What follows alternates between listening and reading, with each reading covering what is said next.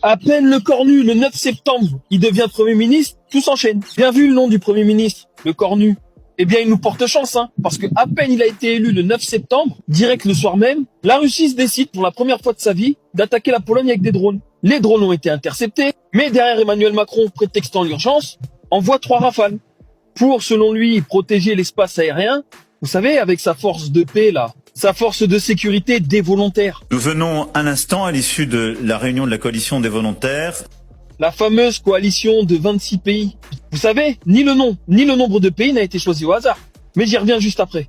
Souvenez-vous ce que disait Macron par rapport à cette fameuse force de sécurité. À quoi elle doit servir? Traduisez, s'il vous plaît. Signalement stratégique, c'est la langue, disons, rassurante. Mais pour être très concret, est-ce que ça veut dire que si les Russes attaquent à nouveau ensuite, c'est la guerre? C'est-à-dire que les soldats français, anglais, etc.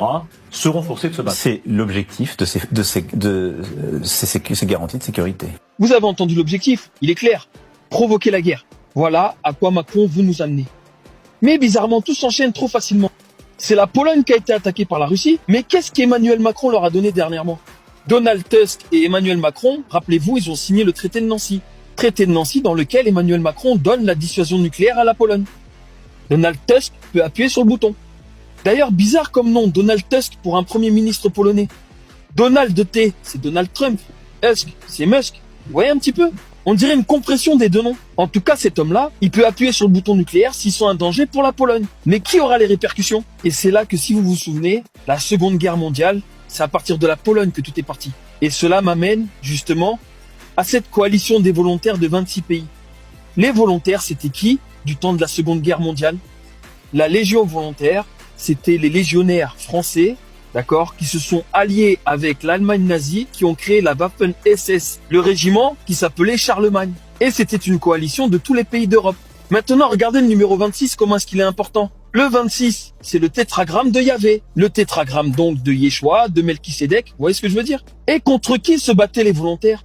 Ils se battaient contre les bolcheviks, qui sont actuellement les Russes. Vous voyez qu'ils vous jouent le même scénario? Ce scénario de la guerre, je vous laisse Attali en parler. Il en parle mieux que moi. Une illusion, une sorte de retard avant le gouvernement. On va vers ça. Est-ce qu'on ira à la place de la guerre ou après la guerre? Je ne sais pas. Mais c'est ça qu'il faut viser. D'accord. Vous avez entendu ce qu'il vient de dire. Oui. Est-ce qu'on ira avec ça?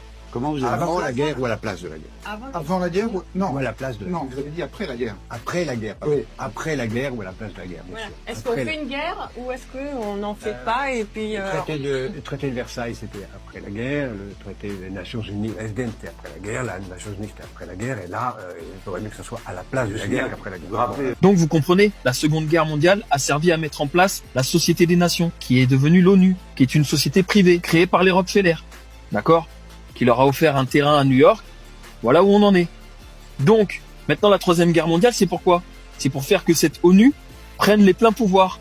Et bizarrement, c'est le 22 et 23 septembre qu'Emmanuel Macron se rendra à la conférence de l'ONU cette année qui s'appelle Pacte mondial et dont je vous ai dit que Alice Bailey en avait déjà parlé en 1950 dans son livre, de cette fameuse conférence qui aura en 2025. Et ce 22 et 23 septembre, c'est Rosh Hashanah, c'est les trompettes. Depuis 2020, c'est la 5e trompette. Et pourquoi 2020? Parce que la carte du vin, la carte du jugement, où on voit Trump sur The Economist, c'est le chiffre de Trump, le 20-20. 2020, c'est l'année où ça a commencé avec le Covid. Le nouvel ordre mondial a commencé en 2020. Et comme il a dit Sarkozy, nous irons vers cet ordre mondial et nul ne les arrêtera. Et personne, je dis bien, personne ne pourra s'y opposer. Sarkozy, l'avocat des Rothschild.